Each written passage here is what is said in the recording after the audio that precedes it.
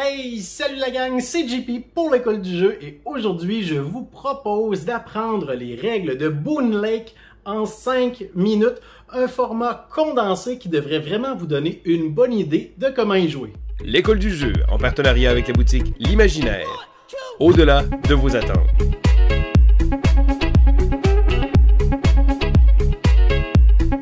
Boon Lake est un jeu d'Alexander Pfister pour 1 à 4 joueurs d'une durée de 90 à 180 minutes. Dans ce jeu, vous devrez déterminer comment saisir les opportunités du nouveau territoire dans lequel vous venez de vous installer afin d'améliorer les conditions de vie de ses habitants. Après avoir préparé le plateau central et récupéré vos éléments personnels de départ, vous devrez récupérer 6 cartes de la pioche, choisir une tuile de pointage que vous placerez sur le plateau et choisir une tuile de production que vous pourrez construire gratuitement. La partie peut maintenant commencer. Une partie de Boon Lake se déroule en 2 manches, chacune divisée par une succession de tours entre les joueurs. Le tour d'un joueur se déroule en plusieurs phases. La première est celle où vous devrez sélectionner une tuile action parmi les 8 disponibles sur ce plateau. Vous réalisez ensuite les actions de la gauche vers la droite. La première étape vous proposera souvent d'utiliser une carte de votre main d'un type précis, soit pour la mettre en jeu ou pour la défausser afin de récupérer de l'argent.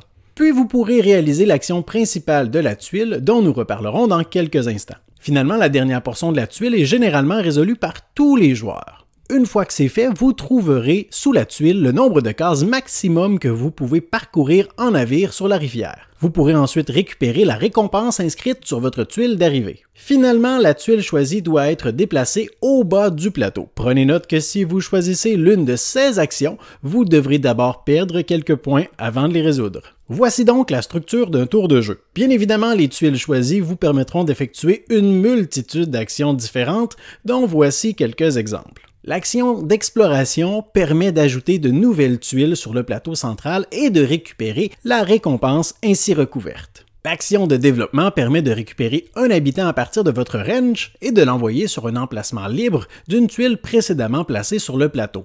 Ces placements vous donneront différentes récompenses. L'action d'amélioration vous permettra de transformer vos habitants sur le plateau en maisons et éventuellement vos maisons en colonies.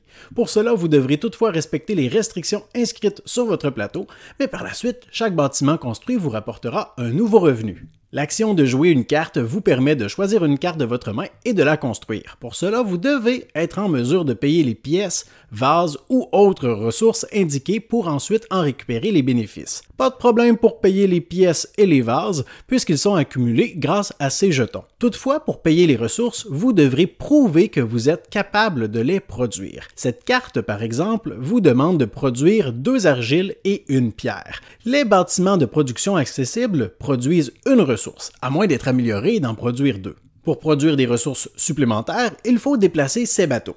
Chaque bateau produit une ressource de l'emplacement dans lequel il se situe. Présentement, nous produisons donc un argile, un bois et un fer. À tout moment, il est possible de déplacer nos bateaux à condition d'en payer le prix. Tous les bateaux peuvent se déplacer dans le sens du courant gratuitement. Par contre, pour remonter le courant avec un bateau, il faut dépenser 2 pièces.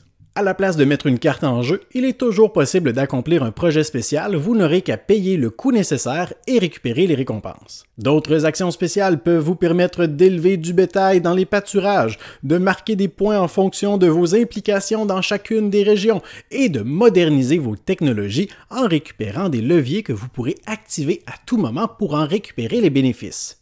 La première fois qu'un joueur franchit un barrage, il déclenche l'un des 4 décomptes de la partie. Tous les joueurs pourront alors jouer 2 cartes et faire 2 améliorations, marquer des points s'ils ont réussi un objectif ou perdre des points si ce n'est pas le cas et récupérer leurs différents revenus avant de poursuivre la partie en suivant ce trajet. Une fois le 2e barrage franchi, ces mêmes étapes seront répétées avant de préparer une nouvelle manche où les navires seront renvoyés au début de la piste. Une fois le 3e barrage franchi et le décompte effectué, les joueurs emprunteront cette fois le trajet du bas jusqu'à ce qu'un des joueurs atteigne la fin de la rivière. À ce moment, les étapes habituelles sont répétées une dernière fois avant de procéder au décompte final où plusieurs éléments rapporteront des points.